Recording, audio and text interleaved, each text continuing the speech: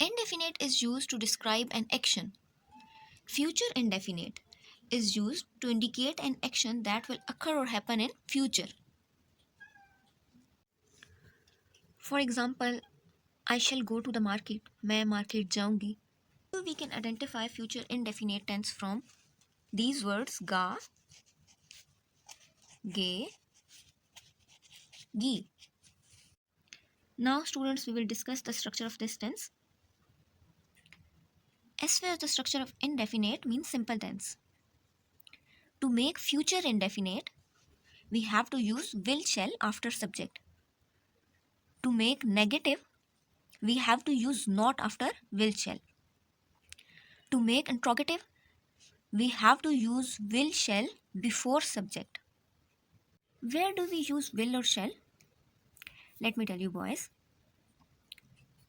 The usage of will shall depends on the subject. And if subject is he, she, it, they or you, then we have to use will. If subject is I or we, then we have to use shall. Students, let's translate one of the Urdu sentence into English according to this structure. I'm writing a sentence here. Musafir saman बांध लेगा. मुसाफिर सामान बांध लेगा. What is the last word of this sentence? Ga.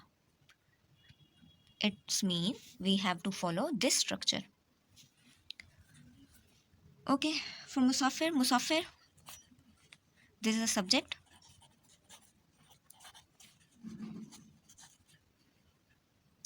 Passenger. Saman.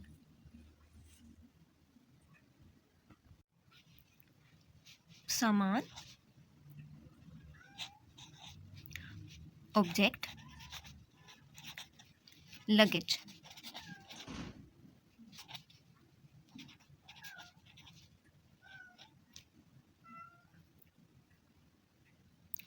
बांध, verb, pack. Ga shows that we are discussing future indefinite tense. So just put these words in the structure. Firstly, we have to put subject, passenger.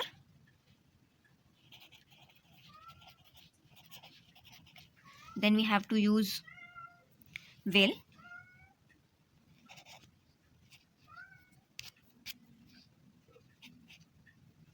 Then what next? We have to use first form of verb. First form of verb. Pack. And at the end we have to use object.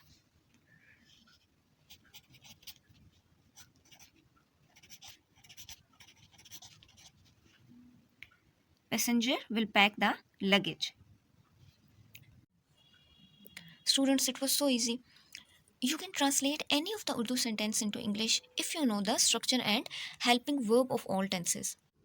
Now students, it's time to learn voices of future indefinite tense. Let's revise some basic rules. The first rule is shuffle the place of subject and object. The second rule is change first and second form of verb into third form of verb. Use by before the object. Now we will change this structure into passive voice as subject. After subject we have to use shall be, will be. Then we have to use third form of verb according to the rule. Then we have to use by. And at the end we have to use object. So let's take a sentence. Then we will change this sentence into passive voice. She will write a book. She will write a book. And we will change this active voice into passive voice according to the structure of future indefinite tense. Okay, this is a subject here. Subject, helping verb, verb, first form of verb. Now we will shuffle the place of subject and object. A book. Then we have to use shall be or will be. We will choose shall will be. A book will be. After that we have to use third form of verb. What is the third form of write? Write, wrote, written.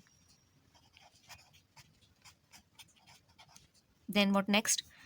By, and at the end she will change into her. A book will be written by her. Now, students, we will discuss specified structure of negative and interrogative sentences. Subject plus will shall, then not. After that, we have to use be, then third form of verb by, and at the end object. Here we will use will shall before subject. Remaining structure will remain same. Students, according to these structures, do practice of translation and voices of future indefinite tense.